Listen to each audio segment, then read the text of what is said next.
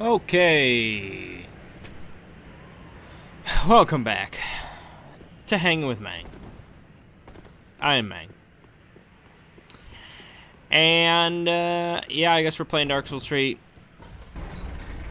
I mean, right now, I'm not really, in my free time, not really playing a whole hell of a lot. I've been playing a bit of I Am Setsuna, which is the new kind of Chrono Trigger-esque game, which is pretty cool. I'm liking that so far, but I don't really want to show that off on Hanging with Mangg. And then I also bought, on a whim, I guess, I bought the expansion for Guild Wars 2. Heart of the Wild or something like that. So I've been playing that here and there as well. It's pretty cool. I mean, when Guild Wars 2 came out, I put a lot of time into it, so it's been interesting to come back to it. That's gonna hurt. Yeah.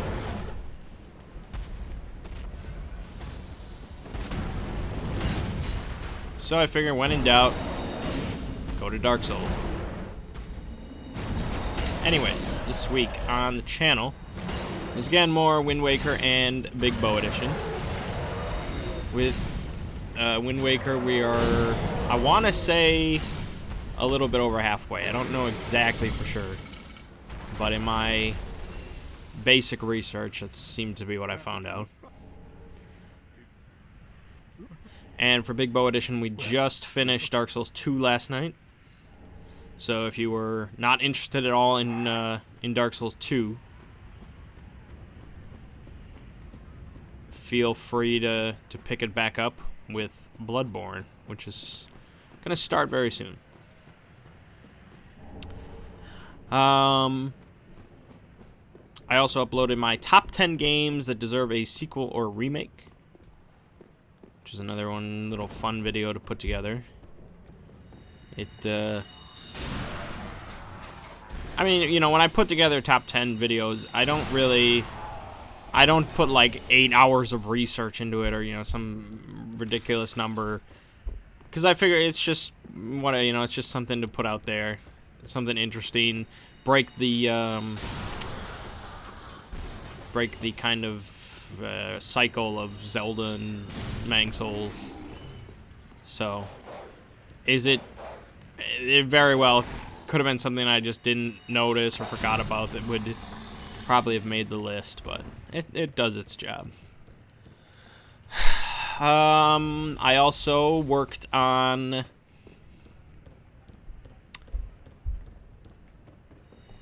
exploring the Cthulhu Mythos in film, which took me the most amount of time of any exploring video.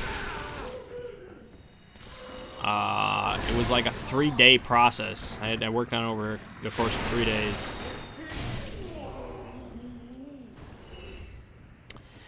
And I was concerned with how it was going to turn out, because it's different. It's different than the other exploring videos, because it doesn't have anything to do with lore. It is just, you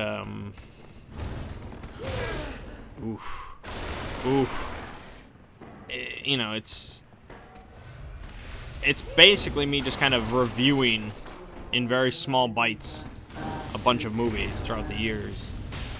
And not only that, I was also a little concerned because when I recorded it, it was kind of, I hadn't fully woken up yet, and I was a little stuffed up with allergies.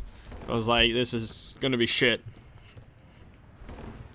But I was like, I got a deadline. I got deadlines I gotta meet, and so I did it. And apparently, so far, it apparently turned out pretty well. So I'm excited. I hope people enjoy it.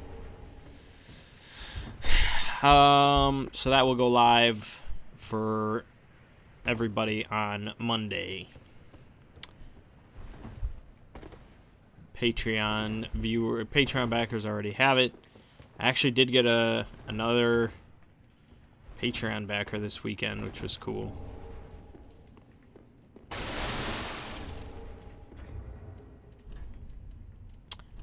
Anyways.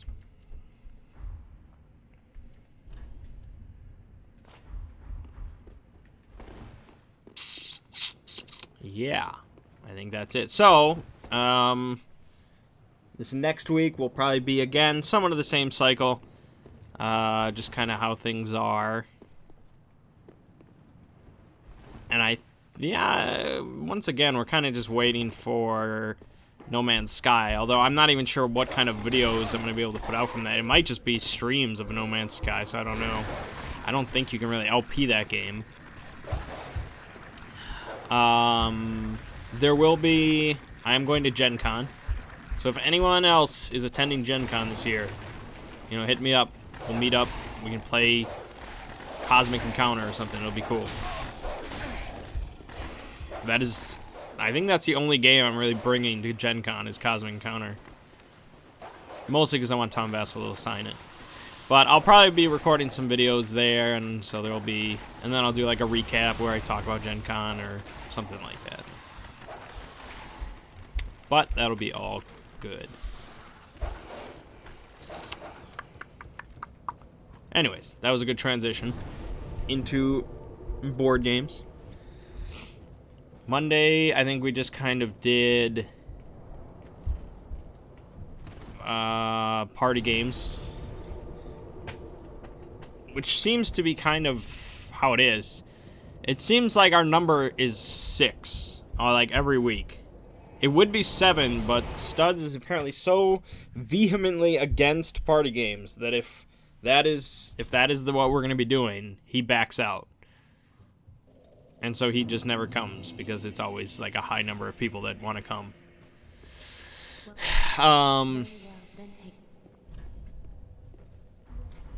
So last weekend, or I guess on Monday, I don't remember, Codenames was announced as the winner of the Spiel des Jahres for 2016, which is cool. That means the Spiel des Jahres is pretty much the highest award that a board game can win, given out every year by a German company, and generally it just means a huge surge in popularity for whatever the winner is, and for the nominees in general. It's a pretty big deal in the board game world.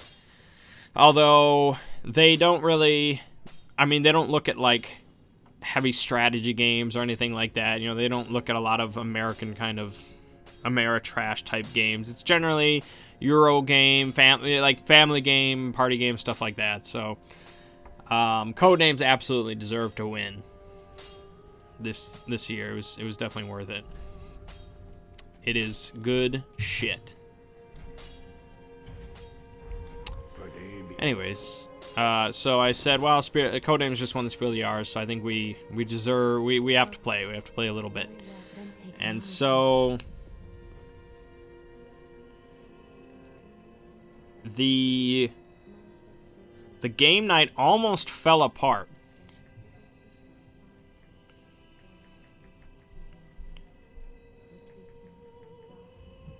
So it doesn't actually buff anything.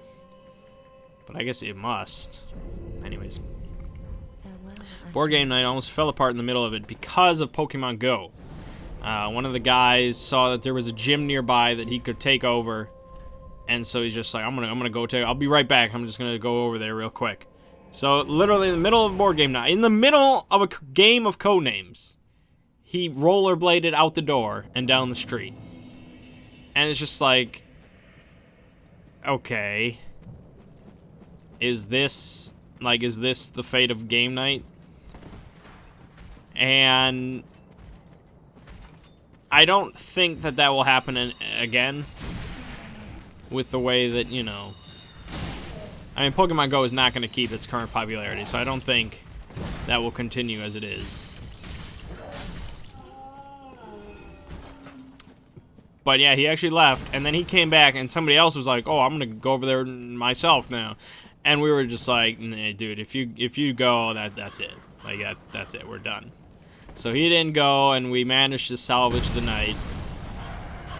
Because it's like, I don't want to go play Pokemon Go. I don't play board games that much. And this is board game night. We're all here. You got 6 people here. We have board games ready to play. Why would I leave? So, we managed to salvage it, although we didn't really play much more Codenames. I think we played... Shit. Whoa, whoa.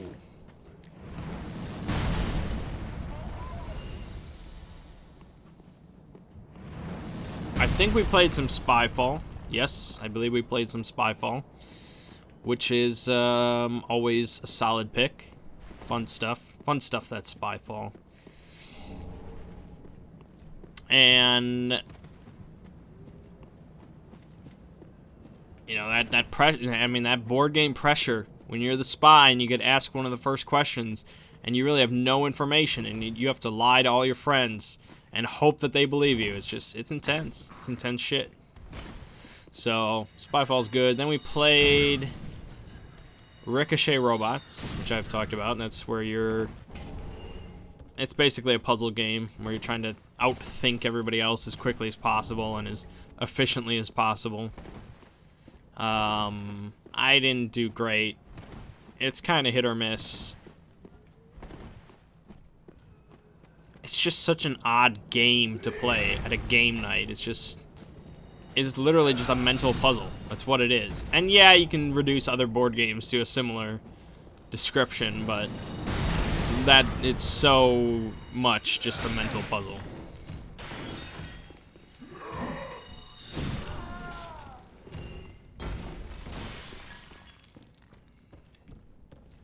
I don't think I can beat the tree boss. I have to like run there. Yeah, so that was alright. And then I think we finished with Geek Out, which we actually lost. We lost Geek Out. Or I lost it. My team. Which was disappointing. I think it was mostly due to cowardice. Which is a real factor. Like, if the other team is just like, you know, if they're willing to be bold and try to come... I think, really... that game probably needs a timer. I think that game probably needs a timer. Because otherwise, you can just sit there for a while and just think of stuff. And it's open-ended. It's like, well, is this... Oh, well, and you just kind of sit there for 10 minutes thinking of answers to the question. It's like, come on, man. And so, you know, if there was a strict time limit, yeah, there would be a lot more pressure.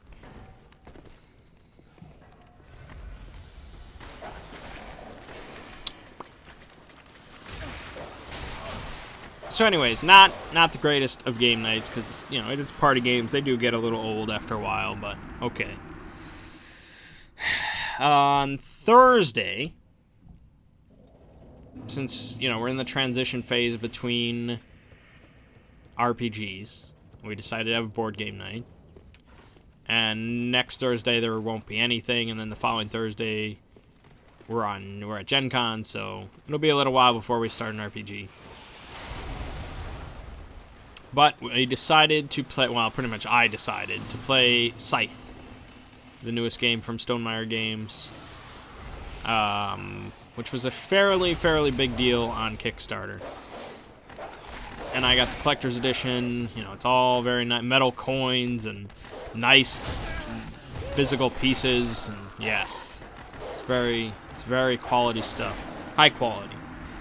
I did stream it, but nobody said anything to me until like 2/3 of the way through the game, when Ren decided to pop in and said the sound wasn't working. And so then I realized the mic was not working, and so that kind of got scrapped. So yeah, it helps to have people in your stream to tell you. I mean, if it was just a live stream, then it really wouldn't matter, because if nobody is there to comment, then, you know, nobody's watching, it doesn't really matter. But since I save the videos, you know, I archive them automatically for the channel, it's a bummer. A bummer.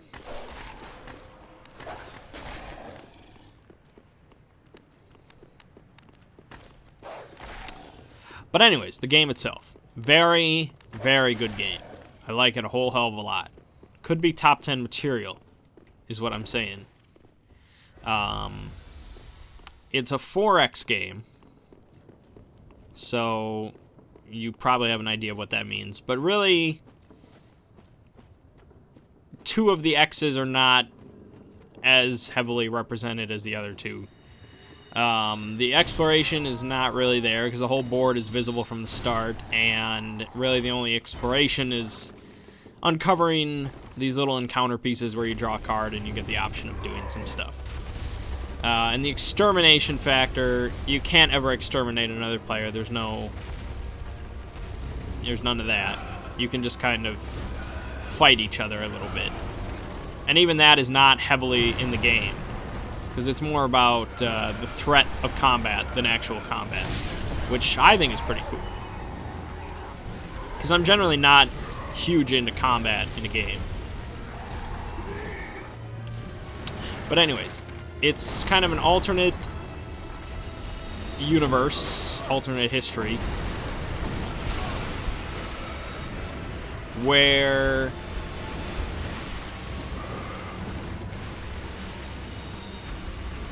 I'm not sure the complete story. Oh, this is never gonna work. Also, you need to fucking die. Jesus Christ. Oh, God. I need to manually aim. Why does it not lock onto the eggs? This is difficult.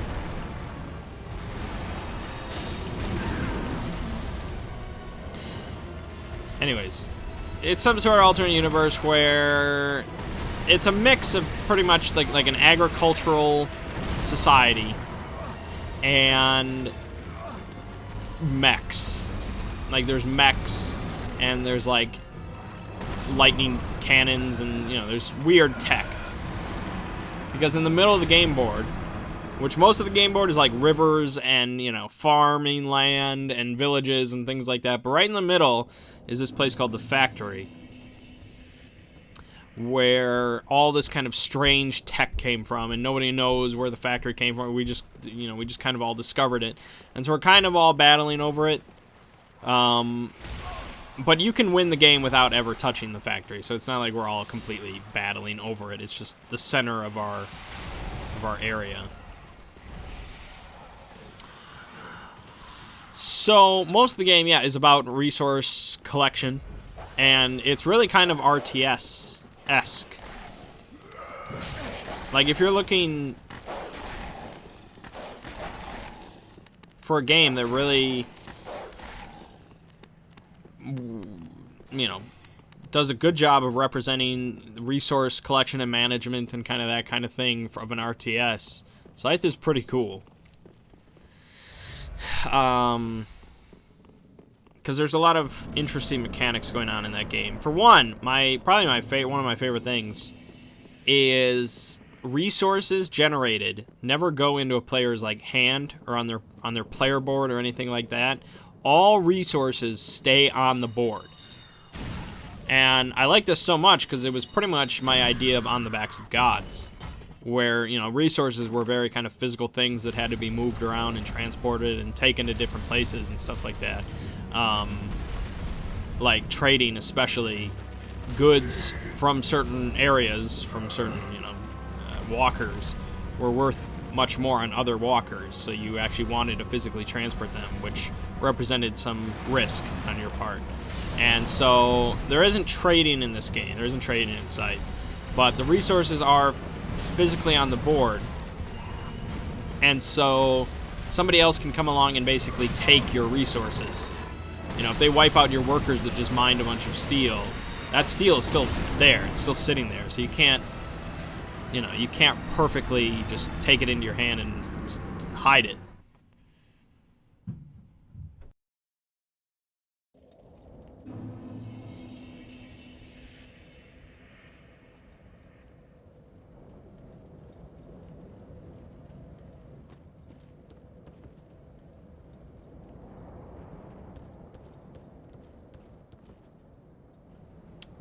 Sorry. Anyways. So yeah, resources are all physically there. So in our game, we didn't really have any examples of people stealing resources like that, because you don't really want to draw first blood. You know, you don't want to be the asshole that's just like, ah, this is mine. But the threat of it is there. You know, the threat of, oh man, can I just leave all these, you know, all this wood sitting there with just some workers defending it? Oh god, I gotta get a mech there. I gotta help defend it. You know, I don't need some asshole taking my shit. So yeah, the threat is constantly there. So that's a really interesting mechanic. I would like to see more of that. It's not like the first game to ever have resources just on the board, but it needs to be utilized more because I like it.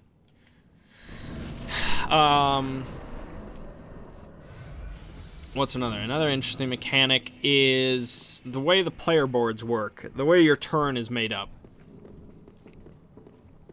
So everybody is given this player board with four different kind of action places.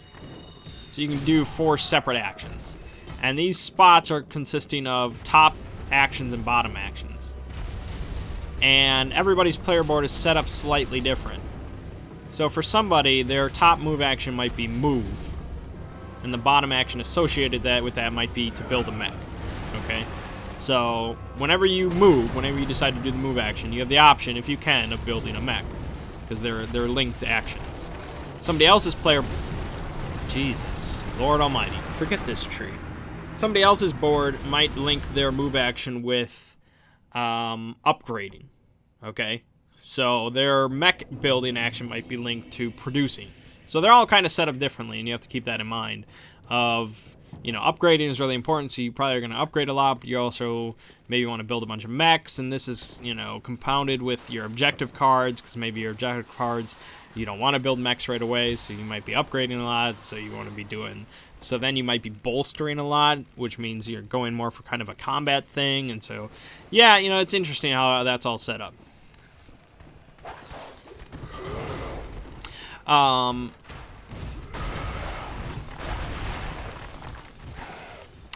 And the way the upgrading works is, at the start of the game, you have a bunch of little cubes that are covering spaces all over the top part of your player board. And so basically, whatever a cube is touching, you know, whatever a cube is on top of, that space doesn't really exist on the player board. For example,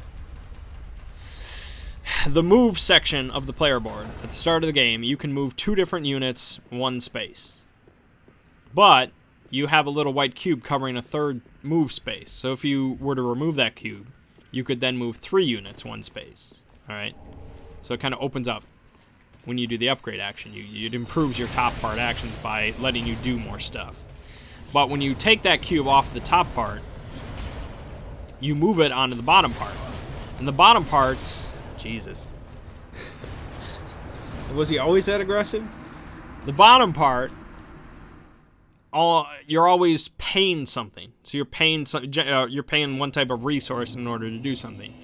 So you might have to pay a certain amount of oil in order to upgrade. So you take that cube and you can put it anywhere on the bottom section, which reduces the cost of one of those bottom actions. So instead of paying 3 oil to upgrade, you might pay 2 oil to upgrade. So when you upgrade, you know, by moving the cube, not only are you improving the top action by letting you do more or get more, you're also improving the bottom part by reducing the cost of something. So that's very interesting because it's also very physical. You know, you can literally see everything on this board and you're moving things around. It's very cool. Oh, God damn it. I feel so weak.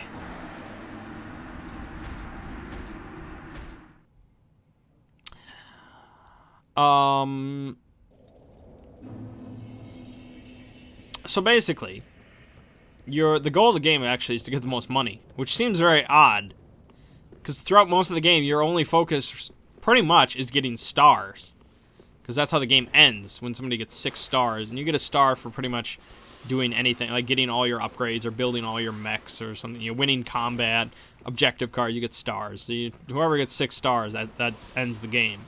But even if you get 6 stars, that doesn't mean you win. Because you win by having the most money. Jesus. So, you know, you kind of want to focus on stars because getting stars does make you money at the end. But you also need to keep everything in mind. You know, you need to keep your resource generation good because that gives you pretty much everything. You got to keep money in mind because that is how you win. And you also need to keep other players in mind because other players could just come and, you know, they could just come and wipe you out. And they get stars for, you know, winning combat, or they can steal your resources or things like that. So you got to keep all this shit in mind. And it's the start of your first game is very daunting because it's just like, what the fuck do I do? There's so many options. What do I do? And so I don't really know the answer to that. Even though I won our first game, I don't know. I don't know what to do. It's crazy. Very solid game though. We're all very eager to play again.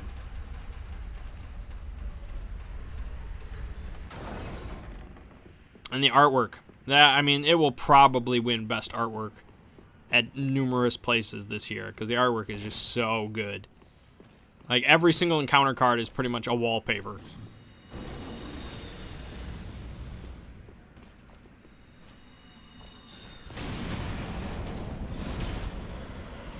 And I do good damage, but so does he.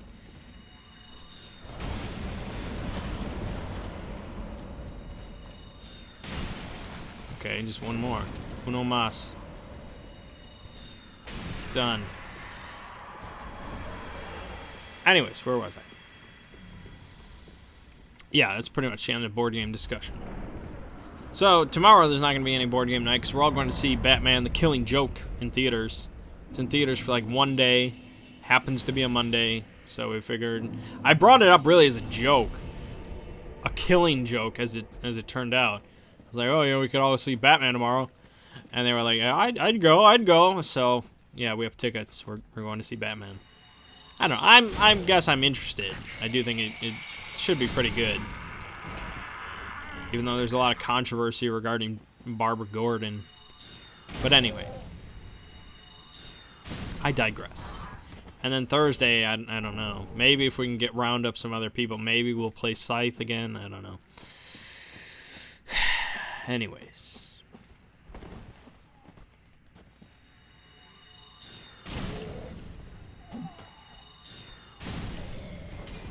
We went to Binary on Friday. That place has issues. Recently, in Binary's history, their pizza oven exploded, which isn't something that should happen, I don't think. And all of their staff walked out. They all just quit. Like, pretty much their entire staff. And supposedly, it was because of the owner. And the only reason I know this is because it was kind of discussed on their Facebook page. Like, there was, like, this odd, not fully open discussion, but fairly open discussion saying, you know, there was a big issue between the owner and all the staff. Like, okay, what do you think that tells your customers when they hear that there was a beef between the owner and the entire staff? It's not like one guy just had some issue and was like, fuck this, I'm out. You know, then it's like, okay, you know, we don't know the story. It could be either way, you know, something happened. But no, when it's the owner and the entire staff, I think we have a good idea that the owner is a piece of shit. I mean, we don't know the story, I guess, but come on. Come on.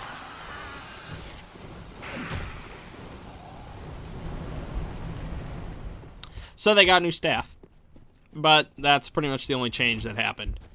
And really the problem is the owner. The owner is... I mean, I've never spoken to her, but some of my friends apparently have spoken to her. And she's apparently kind of a bitch. Which would be fine. If you ran a good establishment, but you were still kind of a bitch, okay, whatever. You know, as long as your shit's running right, then it's fine. But when you're a bitch and your shit is shit, what do you want me to say? She's kind of clueless. Well, I mean, clueless would be putting it nicely. And she's an utter moron, I guess. She also apparently has weird medical issues, and probably mental issues. It's just no good, is what it is.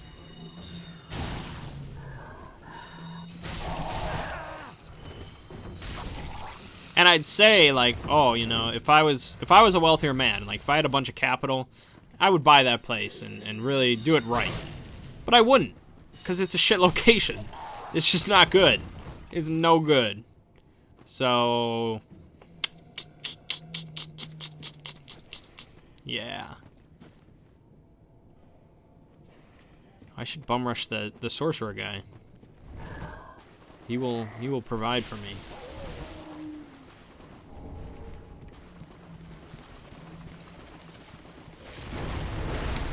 So yeah, the floors are still filthy.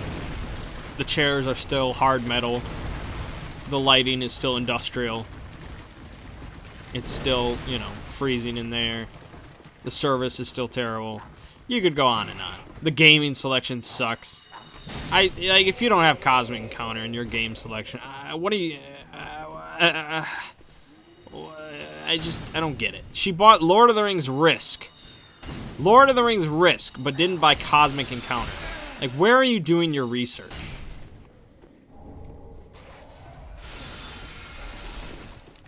I don't know. I just don't get it. I mean, I know Lord of the Rings is valuable. Like, it's a valuable game. Which means you shouldn't have it. You shouldn't have it in just a publicly available bar. Not to mention, nobody's ever going to sit down and play Lord of the Rings Risk at your bar, especially when you close at, like, midnight. Like, I don't understand.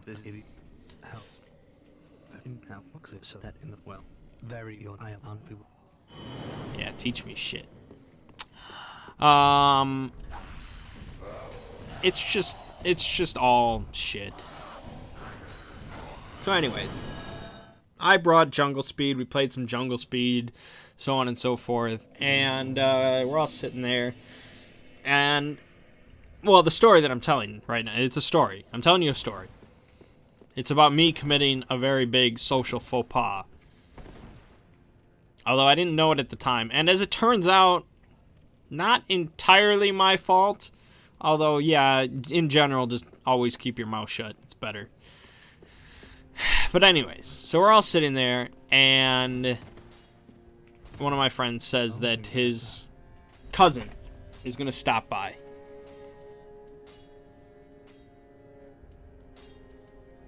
And, ooh, flash sword. Ooh, great sword. But this only uses 4. I want that. I should probably get Great Soul Arrow. I should probably get more attunement. So I've talked about this cousin before, this female cousin. She's kind of the wild one. She broke her boyfriend's arm with a baseball bat and, you know, shit. Kind of wild, kind of hot, dangerous combination. And she's slowly getting chubbier. So, eventually, she'll get down to my level. And then, that's where the magic happens. Anyways, that's not the point of the story.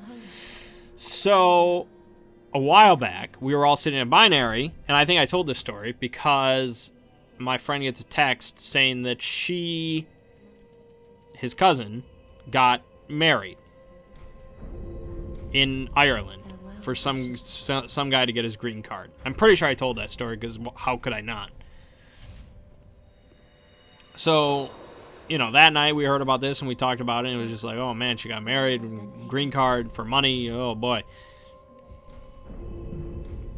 And then we never heard about it again. And so I always kind of think about it whenever I think about her because it's like, okay, you know, she got married for money.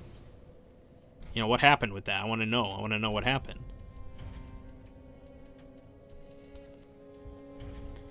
And so, you know, he says that she's stopping by, and I'm like, oh, you know, did she ever get married? Like, what happened with that? And he just kind of like shakes his head and puts his head down.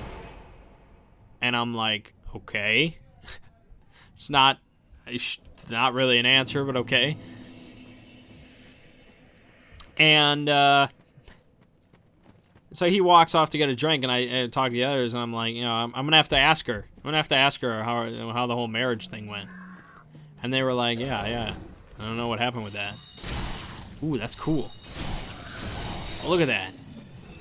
Ooh, that's cool. Dude, I'll cut you up. Only 3. Don't waste it. So eventually she stopped by, and she was like wearing her scrubs. She was here. She was there for a minute. She was there literally for 1 minute. She didn't even get a drink. She just like finished off somebody else's drink. Yeah, exactly. Shit. And so, you know, she was talking with the other guys and things like that, and she finished a drink, and then she was like, well, that's it. I'm out of here. And so she's about to turn to leave. And I'm like, oh, hey, did you get married? Which seems like a perfectly normal question to ask somebody, you know, if they got married. Not a good idea, as it turned out. So she raised her voice afterwards. Not yelling. She wasn't yelling, but it was like a step below that. It was somewhat of an outdoor voice, you might say. And so she keeps asking. She's just like, "Where did you hear that? Like, where did you hear that? Who told you that? Nobody knows about that. Where did you hear that? How did you find this out? Did you tell? Who told? Well, how did you? Like, I was scared. I mean, she broke a dude's arm with a baseball bat. Not many girls have the, you know, the wherewithal to do such a thing. And so I'm trying to kind of cover it up, because I figure, I mean, I realize immediately, well, I kind of fucked up. I fucked up. So I've put, suddenly, my friend into a bad position, because clearly, you know, he told us. We all know he told us. She's going to figure it out very soon. But I'm like, how can I save this? And really, you can't, because nobody knows about this. Literally, like, 10 people know about this. So it's like, oh yeah, yo, Big Al told me. Like, oh yeah, you know, Big Al. You know, I read about it on the internet. Like, no, nobody knows it. Who told you? I couldn't pull off the lie, because I don't think anybody could. It's like, oh, I guessed. You looked like a married woman. I don't know. So eventually she corners my friend, you know, her cousin, and she's just like, you told him. And he's like, yeah, I told him, I'm sorry. And so she just storms off. And I'm like, well, shit. That was scary. I was scared. I was scared for my life. So she storms off. He kind of mutters something to me. I don't remember what he said. He probably called me a dumbass or something. I don't know. And then he followed her. And so we're you know, I'm sitting there with the other guys, and I'm like, wow. You know, I didn't expect that. And I didn't know it was a secret. I didn't know it was a secret. He never said it was a secret. And they agreed with me. They didn't know it was a secret either. They didn't say anything. You know, they didn't ask her, but that's what I'm there for. Because they were curious. They wanted to know. But they didn't know it was a secret either. So I'm like, well, shit.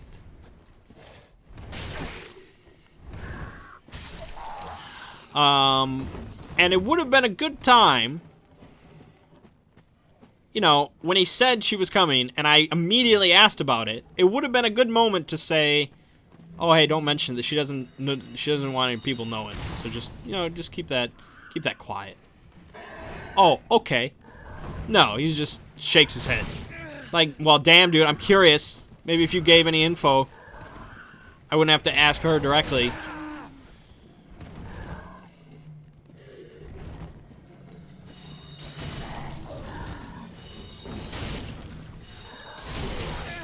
So finally he comes back. And he says, I thought she'd be mad, but she's not. And it was like, oh, she's not? She sort of seemed like it. But apparently she wasn't mad. It's probably because I asked. She likes me. I have that adorable, lovable face she can't get angry at. She couldn't break my arm with a baseball bat. I think she told me that once. I think she threatened everybody else, and I was like, even me? And she said, no, not you. So I think I'm in the clear for any baseball bat arm breakage. But he's just like, yeah, don't mention that to anyone ever. And I'm like, well, you could have told me that. It would have saved us a little grief here. But, yeah. Who knew? I don't normally ask about people's shit. But I went out on a limb because it was such an interesting situation. You know, I don't know anybody else that got married just for financial reasons and to give a guy a green card. I mean, you hear about that in, like, movies and stuff, but there you have it. So, yeah, that was frightening. Very frightening.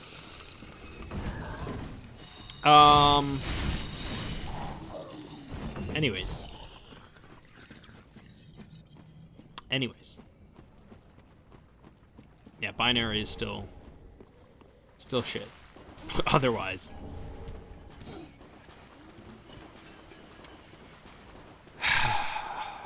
Well, I guess that just leaves, that other personal situation going on that some of you may be interested in hearing.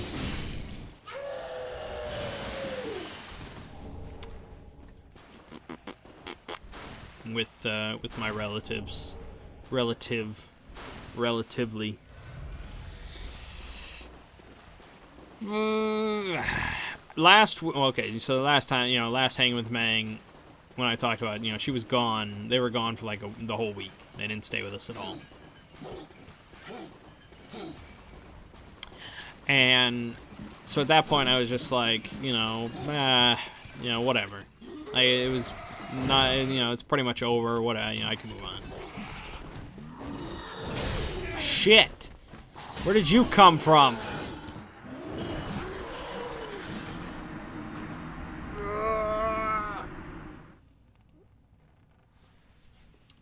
But then, they came back.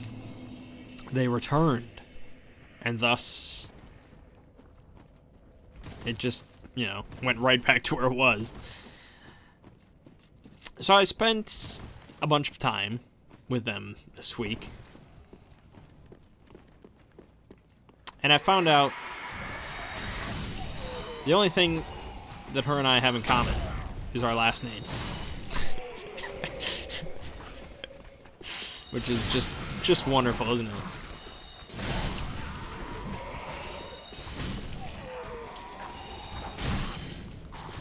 It's really a badass spell. I mean, it gets me killed a lot, but it's cool. I guess I do have a shield. I don't think about that. Yeah, so, you know me. I think at this point, if you're watching Hang with Mangg episode 96, I think you have a decent idea of the kind of person that I am, or at least, what I'm interested in. She's interested in none of that. Not a thing. She likes horses and horseback riding and the horse culture. She likes all those things. She likes the country. She likes country music. She likes country things. Yeah. She did install Pokemon Go on her phone. And she has been kind of putzing around with Pokemon Go. So she's not completely adverse to... She's not Amish, I guess is what I'm saying. She does spend a lot of time on Facebook, so you know, it's not like that bad. But she doesn't like Star Trek, and she doesn't like Star Wars. She doesn't like science fiction. There's not enough horses, I guess. Maybe she likes Firefly. There's horses in that. Anyways. And yet, I'm still interested. Which is ridiculous. I agree. You know, you watch Arrested Development. And you're sitting there and you're chuckling. You're chuckling at this crazy situation that Michael Cera gets into, where he's just in love with his cousin, and it's just, haha, look at this, it's so awkward, and look at this bastard, and then, you know, that shit can happen. That's real life, man. That's real. Shit. It's awkward.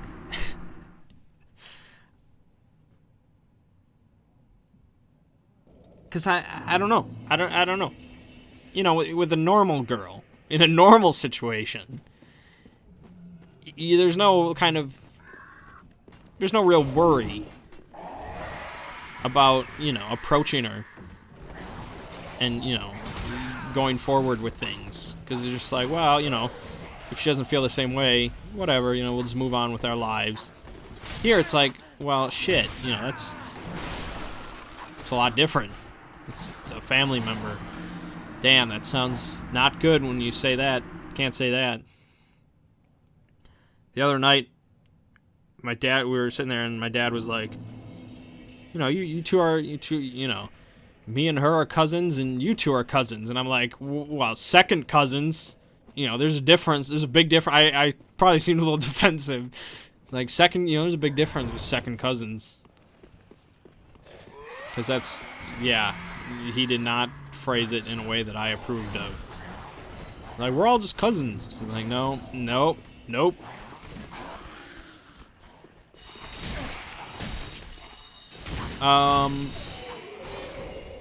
So yeah, you know, I've wanted, it would be, I mean, I've already, like I said, we already know how it ends. Nothing has changed. Nothing has changed. We already know how it ends. And it might, you know, might not even be 10 years before I see her again. It could be 20 years. Because, you know, it's Germany. It's far. Shit happens. But, damn it, man. Always got to be so difficult.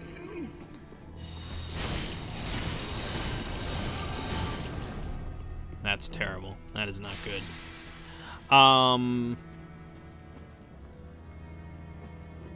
I mean, like, we're sitting there in a car, driving along together, like, in the back seat, and it's like, I want to say something. I should say something. What can I bring up? What can I bring up that, you know, permeates the language barrier and is something that she would find amusing? It's tricky. It's like hard mode. And I've got, like, her dad sitting there who, yeah, doesn't understand much English, but he understands my tone of voice. He knows plenty. And I got, like, my parents sitting there. It's like, it's hard mode. It's inferno mode, really. Hard mode is, I'm used to that.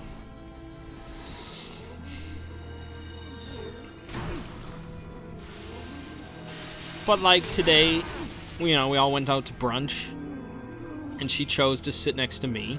So that's nice. I got that going for me. And I offered her half my cookie, and she ate it. So, you know, there's that.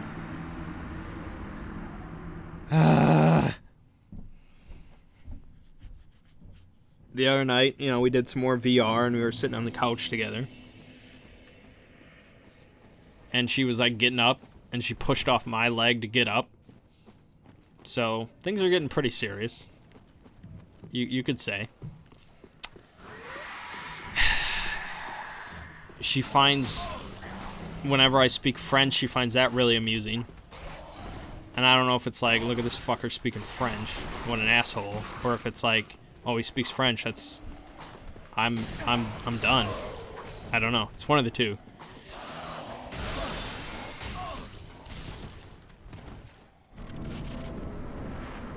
And so the only really way I have of communicating with her afterwards is just Facebook messages.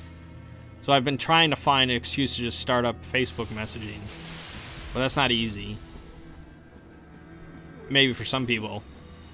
But it's like, what would I...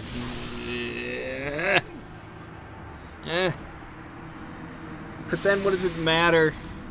What does it all matter?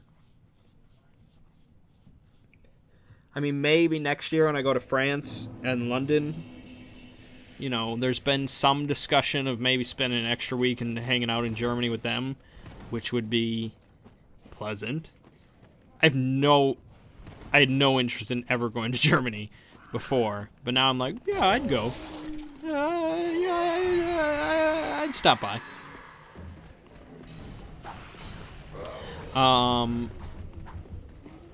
Maybe, you know, she really likes America. Maybe she'll move here on a whim someday. I don't know. One day in this last week, like, she came out of the shower and she just was walking around with just a towel. And we were like all standing there, like the whole family. And she was like adjusting it. And I was just like, you know, I'm the only one that feels awkward about this, but damn it. Don't do this. I mean, this isn't like your sister. It isn't like your sister, you know, comes out of the shower and you're just like, yeah, whatever. This is just some random 20-year-old girl that you find very attractive. It's not good. Anyways. So they're leaving on Tuesday. So I don't know. Maybe I'll come up with some excuse to start messaging her. Help her with her English. I don't know. It's probably not the last time I'll ever see her, but...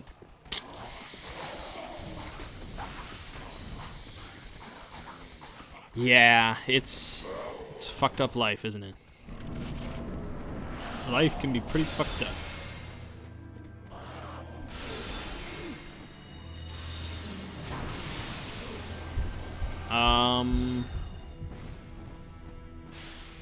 Yeah, I guess that's that.